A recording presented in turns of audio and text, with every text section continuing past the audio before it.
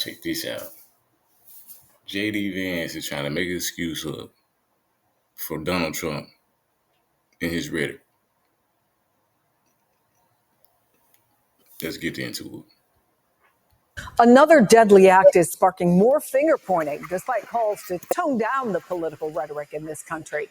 Just moments ago, President Trump blaming a shooting at an ICE office in Dallas on what he calls the radical left. Radical left rhetoric. The radical left is causing the problem. They're out of control. They're saying things, and they're really dumb people. And Vice President J.D. Vance went a step further.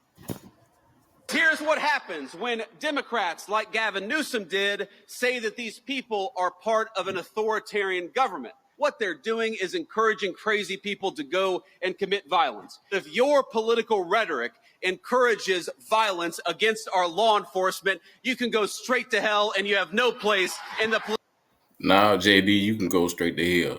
Because everything motherfucking Trump is saying is political violence. What you be saying is political violence. You know what I'm saying? Y'all on that Charlie Kirk thing right now. But you know what I'm saying? He's still saying that I hate my political opponents. So come on, man. And then you got people talking about you should bomb the UN. The UN? Seriously? A political conversation of the United States of America. Governor Gavin Newsom responded on X, writing, "No thanks, JD. I will not be going straight to hell. Though when I watch you speak, I certainly feel like I'm already there." Joining me, two MSNBC contributors, Sam Stein, managing editor at The Bulwark, and Jeremy Peters, a reporter for The New York Times.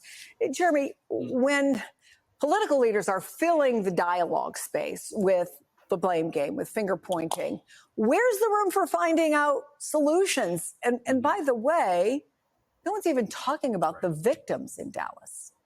Right. And it doesn't appear to me that Trump or many people at the highest levels of the administration are interested in bridging any type of political divide. Whatever he just said in the Oval Office about being the president for all of America, that to me suggests that somebody got in his ear and said, you need to tone this down and stop with the I hate my opponent type of attack that he's, because that's his true character, right? Like this is not somebody who is. That's what I'm saying. Trump talking about J.D. Vance talking about Trump was joking and shit that don't say about his political opponents. He hate them. This man truly hate them. He truly hate them. He hate everything they stand for. He hate, you know what I'm saying, the left. You know what I'm saying? Everything. He hate it. He really do. Is really magnanimous and interested in political kumbaya.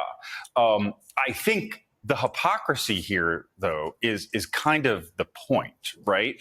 They want to send the message that no matter what they've said in the past, no matter who might try to show how contradictory their rhetoric on this issue is, they are going to bludgeon their opponents. They are going to make their opponents suffer, whether legally, politically, through the criminal justice system. We're in a place right now where the administration is not interested, no matter what the high level rhetoric may be coming from some, in really kind of healing here. Yeah, and Sam, Jeremy just brought this up, but we all know that Charlie Kirk's widow very movingly forgave the man who murdered her husband, and called for things to sort of quiet down when the president immediately thereafter said, he hated his enemies. The vice president addressed the criticism over those comments. Take a listen. Well, I think the president was joking, and I think it's interesting. If you go back and watch the full speech, what the president was trying to do in his very humorous and very unique way was highlight how hard it is for us to forgive our enemies. He was highlighting that real difficulty. I don't think that he was saying we should hate our enemies. I think what he was saying is Christ's commandment to love our enemies is very tough. So Vance says he was joking. How the hell you gonna say that man was joking? That motherfucker said the shit he had to say. He said exactly what was on his mind and in his heart. He hate the left. He hate the political opponents. You know what I'm saying? He was joking and all that. No, he was not joking. you know, and he gonna tell you that he was not joking. This man was dead ass serious. But I also want to point out what the president did at the White House yesterday. Rather than hang a photo of his predecessor, Joe Biden, in a new exhibit that he calls the Presidential Wall of Fame, he put up a picture of an auto pen between two pictures of himself. Where does all this leave voters' hopes for a more, even marginally more functional government? I appreciate the vice president's efforts at trying to spin his boss's comments as just another chapter of humor from Trump. I don't think anyone actually believes that. It's not in character for Trump to be magnanimous, as Jeremy points out. At the same time, look, I mean, I think on the left, people need to come to some firmer grips with the fact that there is a radicalized portion of people, specifically online, who, in this case, in the ICE situation, it appears, again, we need to wait for more reporting, but it appears this person was a copycat or trying to do a copycat of what the killer of Charlie Kirk. And so I think a couple things are happening here. One is both sides automatically decamp into the blame game instantaneously in instances like this, in which they. This is where I gotta disagree with you, dude. Because when Charlie Kirk got killed, everybody on the left was like, "Man, we sorry," you know what I'm saying? This happened. We condemn the dude, you know what I'm saying? All the rest of this shit, you know what I'm saying? The Republicans came straight out and said, "Man, motherfucker, this y'all on the left." You know what I'm saying? This y'all doing woo woo woo. Man, woofing. And then to come to find out he's just a white guy. He didn't agree with Charlie Kirk. That's what it was. You know what I'm saying? And y'all try to make it to something else. And y'all trying to make this ice shit to something else. No, he's just a white guy that don't agree with ICE. It got nothing to do with the left, the right, none of that shit. They go searching for any sort of parcel or clue that could say, oh, this person was part of the other tribe. And also, each side claims the other one is uniquely at fault for brewing a culture of violence. And that, of course, doesn't lend itself to any sort of unity. And I think, we're in this ecosystem in which it would be nice for people at the top, for our leaders, for the president specifically, to try to get to a better place, to tone down the rhetoric. That is traditionally what we've seen from our leadership. In this case, that's not what we're seeing. And so while we're already at each other's throats, it gets worsened by the fact that you have people like Donald Trump, Stephen Miller, saying the things that they do at these memorial services. And then you have someone like J.D. Vance sort of trying to figure out a way to spin out of it. Yeah, it's very hard to take someone seriously who says tamp it down when they're doing the exact same thing. And I'm talking about all across the political spectrum, as you point out. Meantime, Jeremy, the president is escalating his rhetoric about what happened at the United Nations, claiming that he was a victim of, quote, triple sabotage, citing a teleprompter malfunction, audio issues during his speech, and the abrupt freeze of the escalator he and the first lady were riding. And he says the people responsible for the Nah, this the shit that I'm talking about is just so fucking crazy. This dude making a big ass goddamn deal because the motherfucking escalator broke down. And it didn't break down. It didn't even break down. You know what I'm saying? It was this motherfucking people that ran up, you know what I'm saying, went up them motherfuckers real quick and somebody accidentally pressed the stop button or whatever, you know what I'm saying, to make it stop. You know what I'm saying? And Trump talking about some, hey, y'all sabotage me, all this and everything else, and the person should be arrested. It was your people. It was your people.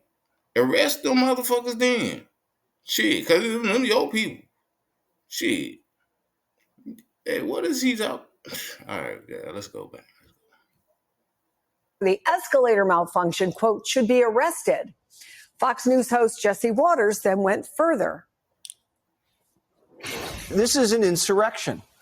And what we need to do is either leave the UN or we need to bomb it. Whether Waters was joking or I don't even want to stop it this close, y'all. But I had to say something about this shit. This dude said that there was an insurrection. This motherfucker didn't see what the January 6th was? You didn't see what January 6th was. That's insurrection, dog. That right there ain't with no insurrection. This is a motherfucking elevator malfunction. And you gonna say it's an insurrection against the president? And then you gonna call for them to bomb the UN? But y'all talking about tone down the motherfucking rhetoric and all the rest of this shit. Or not. How do we take down the temperature? How do we do that? I think it has to start with a recognition of just how pervasive this dehumanizing rhetoric has become in our politics. And the point of portraying your opponent as somehow less than human, as evil, and suggesting that you are somehow on, the righteous side is to justify the unjustifiable, right? Like that's what Trump has been doing. He's been denigrating his opponents as subhuman for the longest time now, and that's only ratcheted up at a time when, as Sam correctly points out, you would expect from our history, leaders have tended to be a lot more magnanimous. And I think what you're seeing here is not an effort to dial down, but to dial up, because that's what the Trump administration needs to do in order to justify its increasingly aggressive tactics, legally and extra legally, in going after everybody from supposed drug smugglers in the Caribbean to political protesters here at home. Jeremy Peters, Sam Stein, to be continued. All right, yeah, we're going to leave it right there. But as you see, Donald Trump and Vance, they are actually promoting the rhetoric. They promote them, but then when we say something about them promoting the damn rhetoric, you know what I'm saying, and what they saying we, you know what I'm saying, we got a problem, you know what I'm saying, with freedom of speech. So what the hell we going through, y'all? When you know motherfucker doing wrong, when you speak up, and they trying to say you can't, you know what I'm saying, you ain't supposed to be saying it. It's against what Donald Trump want to say. Leave it up with y'all.